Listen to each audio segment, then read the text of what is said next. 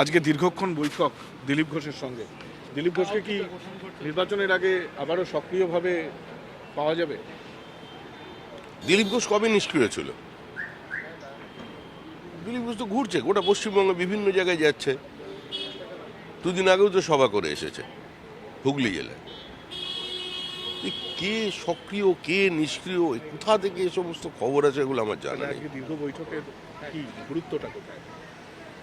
গুরুত্ব আছে।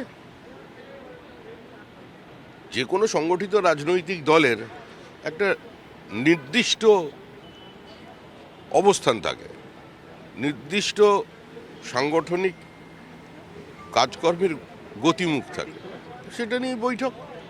এখন বৈঠকে কি আলোচনা হয়েছে সেটা তো সংবাদ মাধ্যমকে বলা যাবে না। আমিও জিজ্ঞাসা করবো না, শুধু এটা জিজ্ঞাসা করবো যে দিলীপ বাবুকে কিভাবে কাজে লাগাবেন, মানে আপনার নেতৃত্বাধীন রাজ্য বিজেপি। রাজ্য সভাপতির পদটা একটা বহমানতা। দিলীপ ঘোষ বিজেপিতে সম্পৃক্ত। সংখ্যাতত্ত্বের বিচারে এ পর্যন্ত দিলীপ ঘোষই ছিলেন রাজ্যের সফলতম সভাপতি। তার জনভিত্তি, তার পরিচিতি নিয়ে তো কেউ কোনো প্রশ্ন রাখবে না। তো স্বাভাবিকভাবেই এই ধরনের একটা নির্বাচন, যে নির্বাচনে পশ্চিমবঙ্গের ভাগ্য নির্ধারণ হবে, যে আগামী দিনে পশ্চিমবঙ্গ পশ্চিম বাংলাদেশ হয়ে যাবে কিনা, বা পশ্চিমবঙ্গ থেকে সমস্ত শিল্প অন্য রাজ্যে চলে যাবে কিনা, আর তরুণ তরুণীদের জন্য কোনো কর্মসংস্থান থাকবে কিনা, সেটা নির্ধারিত হয়ে যাবে এই নির্বাচনে। তো সেই নির্বাচনে স্বাভাবিকভাবে বিজেপির যে যেখানে আছেন সবাই সংঘবদ্ধভাবে নির্দিষ্ট শৃঙ্খলা কর্মসূচির মধ্যে দিয়েই তারা ঝাঁপিয়ে পড়বেন, এটাই স্বাভাবিক। দেখা যাচ্ছিল যে দিলীপ বাবু খড়গপুর কেন্দ্রিক তার সক্রিয়তাটা আমরা দেখতে পাচ্ছি। তো দিলীপ বাবুর ক্ষেত্রে কি কোনো স্থানীয় সক্রিয়তা দেখা যাবে, না রাজ্যব্যাপী তাকে ব্যবহার করা হবে?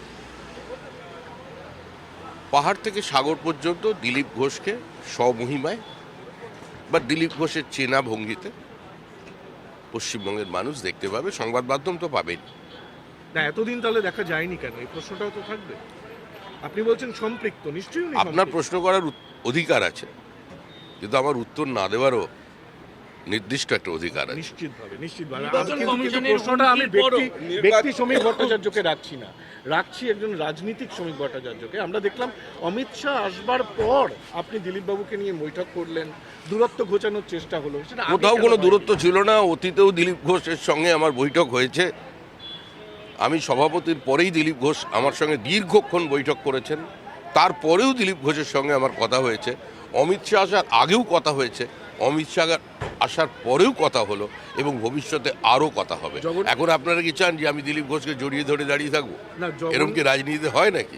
দিলীপ বাবুর সঙ্গে তো বৈঠক করলেন এবং আসার আপনার কি কোনো কষ্ট হয়েছে তাতে? আমি এটা বুঝতে পারছি না। আমাকে বারবার সংবাদ মাধ্যম প্রশ্ন করছে আপনি দিলীপ বাবুর সঙ্গে বৈঠক একটা করলেন। কথা বলছি, কারণ জগন্নাথ মন্দির বিতর্ক, ওনার বিবাহ নিয়ে কোনো নেতার কটাক্ষ, মাঝখানে এই অধ্যায়গুলো ক্লোজ গেছে তো। চ্যাপ্টার, এগুলো অতীত।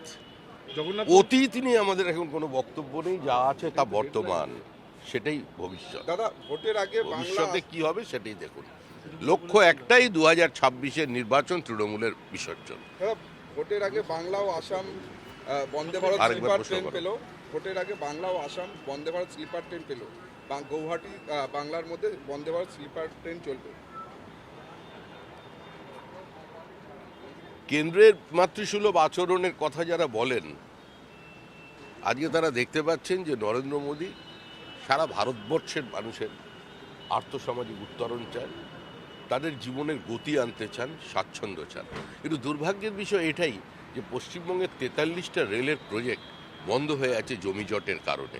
তো যে রাজ্যে বর্ডারে ফেন্সিং করা যায় না রাজ্য সরকারের অসহযোগিতার কারণে, যে রাজ্যের মাত্র 20 মিটারের মতো একটা সমস্যাকে এখনো পর্যন্ত সমাধান করতে পারে না রাজ্য সরকার, যাতে মেট্রো রেল এখান থেকে সরাসরি হাওড়া পর্যন্ত চলে যাবে, এর জন্য দায়ী কে? আজকে 5,000 কোটি টাকা খরচা বাড়িয়ে শুধুমাত্র মুষ্টিমেয় কিছু মানুষের ব্লক ভোটের স্বার্থে বউবাজারে যে ধ্বংসাত্মক কাজ হলো মেট্রো রেল নিয়ে, তার জন্য তো দায়ী তৃণমূল কংগ্রেস। এটা মানুষ দেখেছে, মানুষ বুঝেছে। আপনি বিরক্ত হলো, আরেকবার একটু প্রশ্নটা রাখি। যে এই প্রসঙ্গটা এই জন্য উঠছে যে জগন্নাথ মন্দির পরিদর্শন তা নিয়ে একটা অধ্যায় গেছে, ওনার বিবাহ নিয়ে কোনো কোনো রাজনৈতিক নেতা মানে বিজেপির নেতা কটাক্ষ করেছেন, এই সমস্ত কারণে উনি কিন্তু খানিকটা আইসোলেটেড ছিলেন। বিবাহ নিয়ে যদি কেউ কোনো মন্তব্য করে থাকে তাহলে সেটা অত্যন্ত কুরুচিকর, সেটার সম্পর্কে কোনো মন্তব্য করার আমার কোনো রুচি নেই, প্রবৃত্তি নেই, এরকম কেউ করেছে বলেও আমার জানা নেই। আর এইসব জগন্নাথ মন্দির বলছেন এগুলো সমস্ত অতীত। কেউ কেউ বলছেন যে দিলীপ ঘোষ দেখতে গিয়েছিলেন জগন্নাথ মন্দির এই কারণেই যে ওই জগন্নাথ দেবকে সাক্ষী রেখেই তৃণমূল কংগ্রেসের ওই পূর্ব মেদিনীপুরে বিসর্জন হবে। ঐতিহাসিক জায়গা তো, কাছে পিছাবনি আছে, মাতঙ্গিনী জেলা, তারপরে স্বাধীন তাম্রলিপ্ত সরকার তৈরি হয়েছিল, দেশপ্রাণ বীরেন শাসমল, ওসব ব্যাপার স্যাপার ওখানে আছে। তাই এখন জগন্নাথ দেবের ইচ্ছা হয়েছে তৃণমূলকে ওখানেই বিসর্জন দেওয়ার। আমাদের ইচ্ছে ছিল মা কালীকে সাক্ষী রেখে বাবুঘাটে, কিন্তু জগন্নাথ দেব ওখানে চেয়েছিল, ওই জন্যই হয়তো গিয়েছিল। আর এগুলো অতীত, এখন হচ্ছে বর্তমান নিয়ে কথা।